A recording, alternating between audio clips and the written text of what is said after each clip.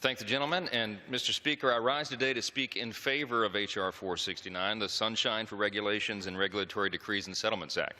This is an important piece of legislation because, as has been noted here, it seeks to increase accountability in the regulatory process by providing greater scrutiny of sue and settle cases, and yes, they do exist.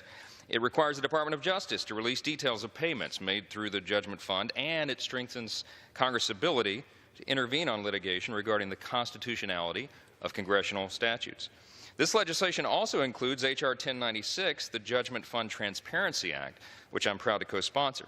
That piece of legislation includes an amendment I offered which would require the Secretary of the Treasury to clearly display the total expenditures, including the attorney's fees, interest, and all other payments made from the Judgment Fund on an annual basis.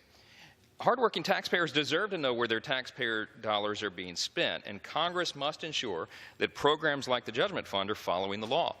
The American people must be allowed every available tool to keep their government accountable, and this will be an important tool.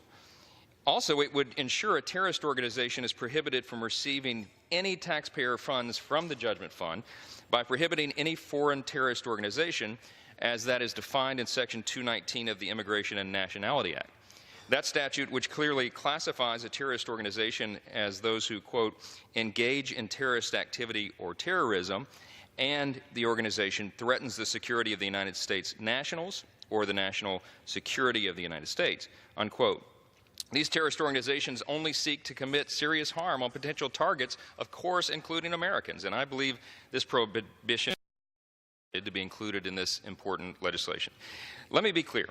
We should all agree that not a cent of taxpayer dollars should ever go to a state sponsor of terrorism or foreign terrorist organizations. A recent illustration of the need for this ban on funding to state sponsors of terrorism is what we now know about the previous administration. They paid $1.3 billion from the Judgment Fund to the nation of Iran in a settlement from dating back over 30 years. Although all the information surrounding this payment was never made clear to the public, Iran still remains a state sponsor of terrorism, the most notorious one. Again, I strongly support H.R. 469. We must never allow taxpayer dollars to be given to violent rogue nations that support terrorists or, obviously, terrorist organizations, and this will ensure a constitutional check on the Judgment Fund. This is about Article 1, the authority of this body, and for that reason, Mr. Speaker, we strongly support it. We encourage our colleagues to do the same, and I yield back.